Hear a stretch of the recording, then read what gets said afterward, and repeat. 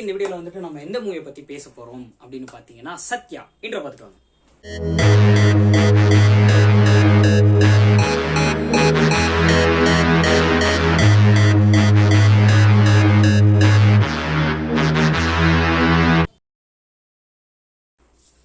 S, இந்த movie வந்துட்டு நான் பர்சனலாக வந்துட்டு இந்த மூவி வந்துட்டு எதுக்கு இன்னைக்கு சஜஸ்ட் பண்ணுறேன்னா, இப்போ நான் நேற்று கூட கரண்ட் சுச்சுவேஷன் அப்படின்னு சொல்லிட்டு பாலிடிக்ஸை உள்ள எடுத்தேன். அதே மாதிரி தான் இதுலேயும் வந்துட்டு இந்த படத்துலையும் வந்துட்டு பாலிடிக்ஸை பற்றி ஒரு தெளிவான விளக்கம் ஒன்று கொடுத்துருப்பாங்க. நான் நேற்று வீடியோ நீங்கள் பார்த்துருந்தீங்கன்னா நேற்று வீடியோவில் நான் சொல்லியிருப்பேன், இந்த மாதிரி ஒருத்தரை வந்துட்டு நம்ம தவறாக நினச்சின்னு இருப்போம், பட் அவர் வந்துட்டு அது கிடையாமல் ஒரு சர்டன் சுச்சுவேஷனில் வந்துட்டு அவர் நாம் நினச்ச மாதிரி இல்லை அப்படின்றது வந்துட்டு தெரிய வரும் அப்படின்ற மாதிரி சொல்லியிருந்தேன்.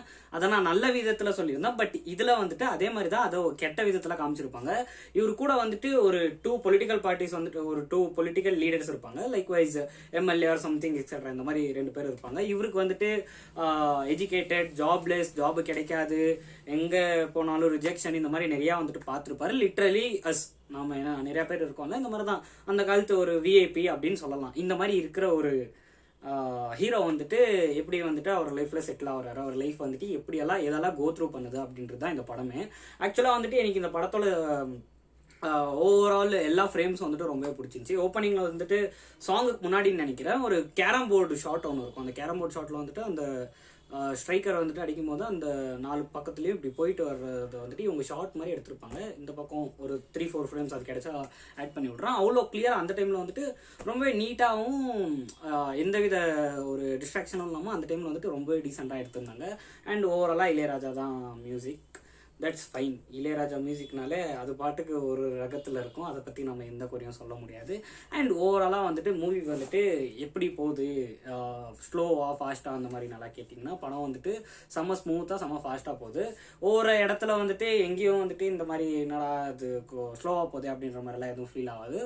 ஓவராலாக கமல்ஹாசனோட ஆக்டிங் ஆகட்டும், இந்த பக்கம் அவரோட ஃபாதரோட ஆக்டிங் ஆகட்டும், சென்ட்ரலில் வந்துட்டு அவருக்குன்ட்டு அவர் கூடவே இருக்கிற அந்த ஃப்ரெண்ட்ஸ் ஒருத்தரோட இழப்பு ஆகட்டும், அந்த இழப்புக்காக இவர் படுற வருத்தம், இவரோட சோகம், இவரோட வருத்தம், இவரோட காதல், இது எல்லாமே சேர்ந்து தான் இந்த சத்யா மூவியே. அண்ட் அந்த படம் வந்துட்டு நிறைய யங்ஸ்டர்ஸை வந்துட்டு அட்ராக்ட் பண்ணும் ஓவராலாக.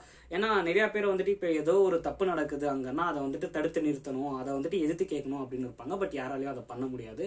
பட் ஹீரோ வந்துட்டு அதை பண்ணுவார். ஃபார் எக்ஸாம்பிள் இப்போ அங்கே ஏதோ ஒரு விஷயம் நடந்துன்னு இருக்குன்னா நான் அதை வந்துட்டு தடுக்கணும் அப்படின்னு நினைக்கிறேன்னா, பட் நான் தடுக்கணும்னு நினைக்கிறேன், பட் என்னால் தடுக்க முடியாது. நிறையா ப்ராப்ளம்ஸ் இருக்கும், என்னோடய ஃபேமிலி இஷ்யூ இருக்கும், இதெல்லாம் யோசிப்பேன். எனக்குன்னு பர்சனலாக வந்துட்டு எனக்குன்னு ஒரு கரெக்டான பேங்க் ஸ்டேட்மெண்ட் இருக்காது, இதை பற்றியெல்லாம் யோசிப்பேன் நான்.